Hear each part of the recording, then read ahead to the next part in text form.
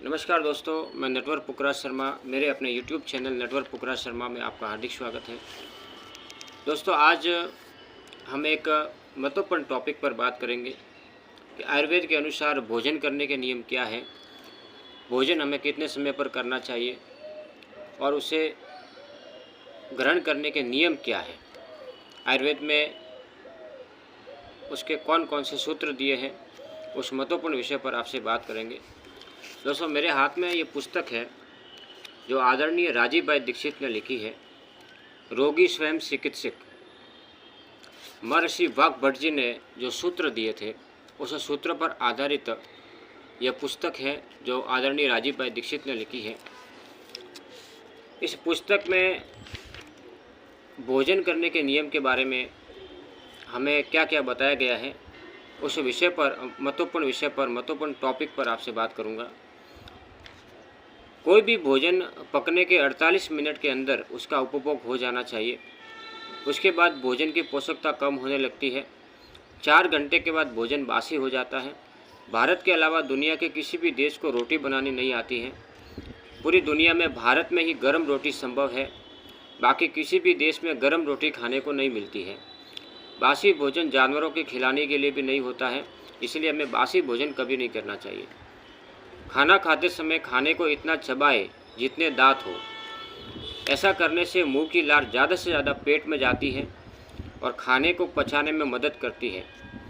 पानी को खाओ और भोजन को पियो। चबा चबा कर खाने से मोटापा नहीं बढ़ता है, इसलिए हमें भोजन को चबा चबा कर ही खाना चाहिए। भोजन के अंत में या बीच में पानी पीना विष पीने के बराबर है। भोजन पचने की क्रिया में भोजन रस में बदलेगा। भोजन के मुंह में आते ही जठर स्थान पर अग्नि प्रदीप्त होती है जो भोजन का पाचन करती है। पानी पीते ही अग्नि बुझ जाती है और भोजन के पचने की क्रिया रुक जाती है।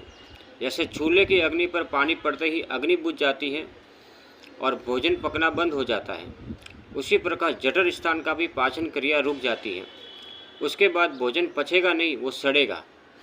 भोजन सड़ेगा तो सबसे पहले वायु बनेगी और वायु से 103 प्रकार के रोग पैदा होंगे, जैसे acidity, hyper acidity, ulcer, peptic ulcer, बवासीर, मूढ़व्याध, बगंदर। इसी प्रकार से सबसे अंत का रोग है कैंसर। सूर्य डूबने के बाद सिर्फ आप दूध पी सकते हैं। देसी गाय का दूध सबसे अच्छा है। खाना हमेशा ज़मीन पर बैठकर ही खाना चाहिए, सुखासन में बैठकर ही खाना चाहिए। खाना खाते समय जांघों के नीचे की तरफ रक्त का बहाव रुक जाता है, जिसके कारण सारा रक्त पेट में ही रहता है, जो खाना पचाने में काफ़ी मदद करता है। इस स्थिति में जठर अग्नि सबसे अधिक तीव्र होती है। गुरुत्वाकर्षण बल के प्रभाव से नाभि चार्ज होती रहती है।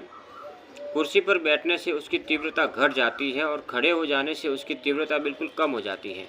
शरीर के अंदर कई चक्र होते हैं जिनका असर जठर अग्नि पर पड़ता है, इसीलिए खाना हमें सुखासन में बैठकर ही शांतिपूर्वक खाना चाहिए। सूर्योदय के उदय से 2.5 घंटे तक जठर अग्नि सबसे तीव्र होती है, अर्थात इस समय भारी से भारी भोजन करें, अर्थात 9:30 बजे के अंदर ही हमें लंच कर लेना चाहिए। दोपहर का भोजन सुबह के भोजन का आधा होना चाहिए।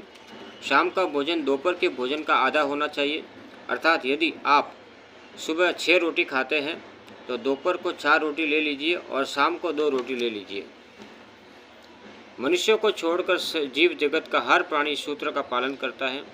दोपहर के बाद जठर अग्नि की तीव्रता कम होने लगती है, लेकिन सूर्यास्त के समय जठर अग्नि की तीव्रता बढ़ जाती है। जैसे बुझते हुए दीपक की रोशनी उसके बुझते समय बढ़ जाती है। अतः रात्रि भोजन कभी न करें। सूरज डूबने से 40 मिनट पहले हमें भोजन कर लेना चाहिए। दोस्तों, भोजन करने के कुछ नियम मैंने आपसे शेयर किए हैं। यदि आप इन नियमों का पालन करते हैं तो आप स्वस्थ रहेंगे।